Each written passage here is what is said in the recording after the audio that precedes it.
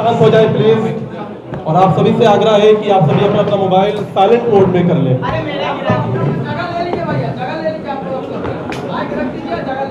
नमस्कार। आज के प्रेस वार्ता में आए हुए सभी इलेक्ट्रॉनिक एवं प्रिंट मीडिया के बंधुओं का हम स्वागत करते हैं। जैसा कि आपको पता है, बिहार के करीब 16 जिला में बाढ़ का प्रभाव हुआ है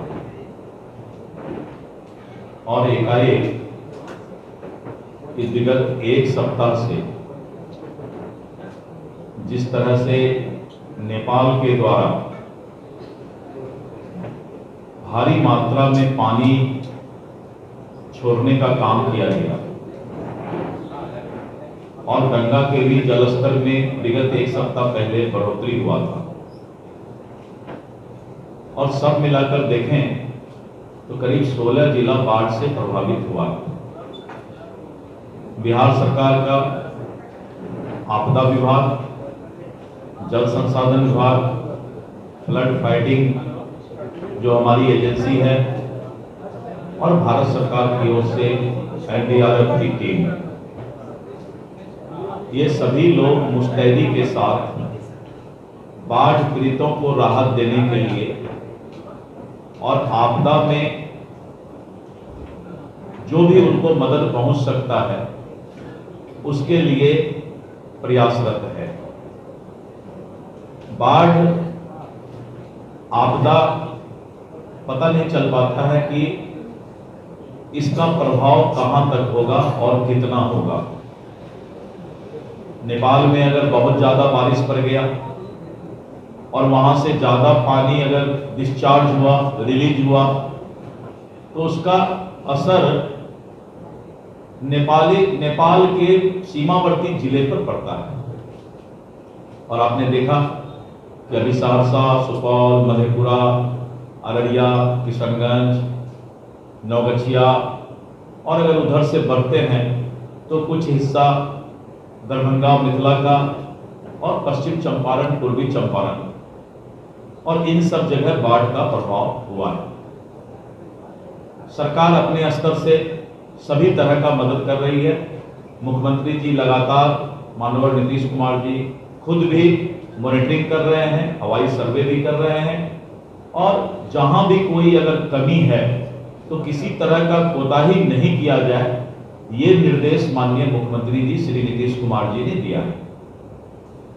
आज मैं आप लोग को इस मीडिया के माध्यम से बताना चाहता हूं कि जो भी बाढ़ पीड़ित परिवार है उसके साथ राजनीतिक दल के रूप में भारतीय जनता पार्टी उनके दुख के साथ खड़ी है और इसके लिए हम लोगों ने आज ही सुबह एक कमेटी बनाया है जिसमें हमारे सांसद श्री राधा मोहन सिंह जी हैं मोतिहारी के, बेतिया के सांसद डॉक्टर संजय जायसवाल जी हैं, दरभंगा के सांसद गोपाल जी ठाकुर जी हैं और इस तरह सहरसा में हमने नीरज सिंह बबलू जी मंत्री, अररिया में प्रदीप सिंह जी और करीब 11 लोगों का एक कमेटी भारतीय जनता पार्टी ने आज बनाया है कि हम राजनीति को सिर्फ सत्ता का हथियार नहीं बनाते हैं। राजनीति हम सिर्फ सत्ता सुख के लिए नहीं करना चाहते हैं और भारतीय जनता पार्टी के कार्यकर्ताओं ने यह फैसला लिया है कि हम पहला फेज में बाढ़ प्रभावित 1 लाख परिवार को भारतीय जनता पार्टी अपने कार्यकर्ताओं की मदद से राहत पैकेज देने का काम करेगी। हम कल से ये काम मेरा शुरू हो जाएगा और अभी पहला फेज में 1 लाख परिवार को, करीब 5 लाख प्रभावित लोगों को हम जो है बाढ़ में उनके दुख में शामिल होंगे और उनको राहत पैकेज हम यहां से देंगे।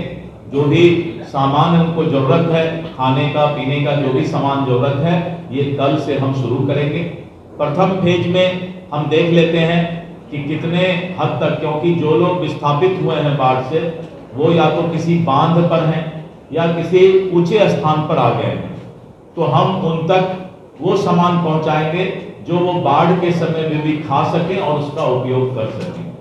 तो 1 लाख परिवार को भारतीय जनता पार्टी सेवा के भावना से उनके साथ खड़ा होगी और हम इसको देखेंगे 4-5 दिन में कि अगर 1 लाख परिवार के बाद बाढ़ की परिस्थिति और कैसी रहती है तो ये संख्या हम दोगुनी भी करेंगे। जरूरत पड़ेगा तो फिर हम 1 लाख परिवार को ये राहत सामान पहुंचाएंगे, जिससे कि भारतीय जनता पार्टी जो उसका परमो धर्म है, सत्ता के पहले सेवा, लोगों के दुख में शामिल होना, तो हम ये काम करेंगे। आज के इस प्रेस वार्ता में मुझे यही आपको सूचना देना था। आप लोग यहाँ आए, बहुत बहुत धन्यवाद। किसी के प्रश्न है तो एक एक करके ले सकते हैं। देखिए,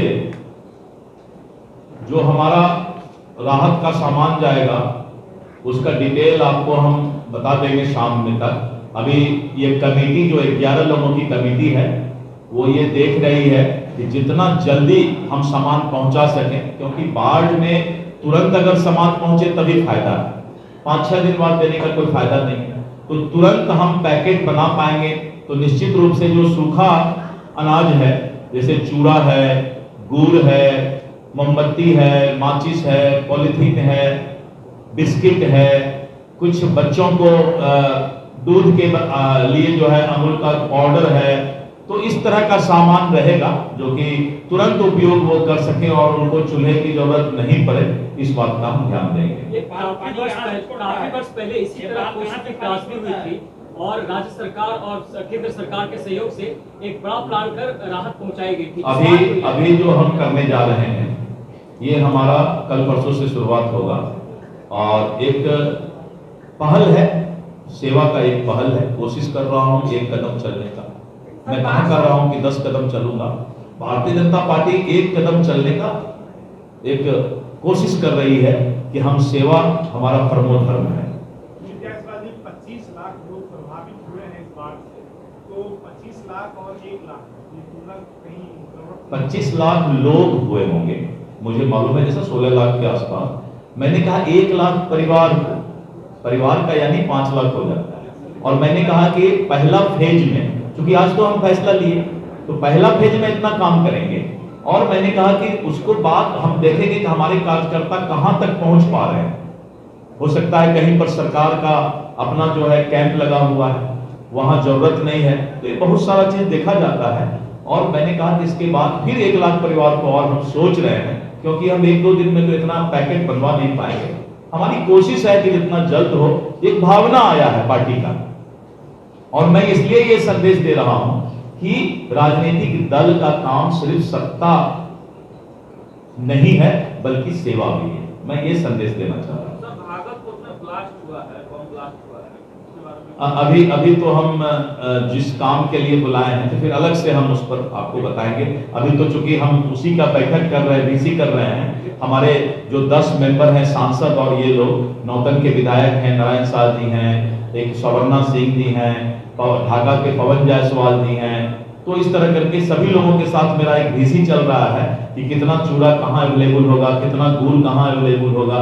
तो थोड़ा सा हमको आज इसमें लगने दीजिए, उसके बाद और हम बातें आपसे बाद में कर लेंगे। बहुत बहुत धन्यवाद। चलिए, बहुत तमसो मां ज्योतिर्गमय गुरुकुल शिक्षा मंदिर संस्थान के साथ बनाए अपना भविष्य। रेगुलर और प्रोफेशनल कोर्सेज, सेकेंडरी और senior secondary courses, law, teachers training courses, pharmacy and nursing के साथ पैरामेडिकल में डायरेक्ट एडमिशन पाए। वेबसाइट विजिट करें या दिए गए नंबर पर कॉल करें। हमारा पता है गुरुकुल शिक्षा मंदिर संस्थान, कल्याण चौक, DS कॉलेज रोड, कटिहार। हमारा वीडियो अगर आपको अच्छा लगा हो तो आप हमारे वीडियो को लाइक करें, शेयर करें और हमारे चैनल को सब्सक्राइब जरूर करें।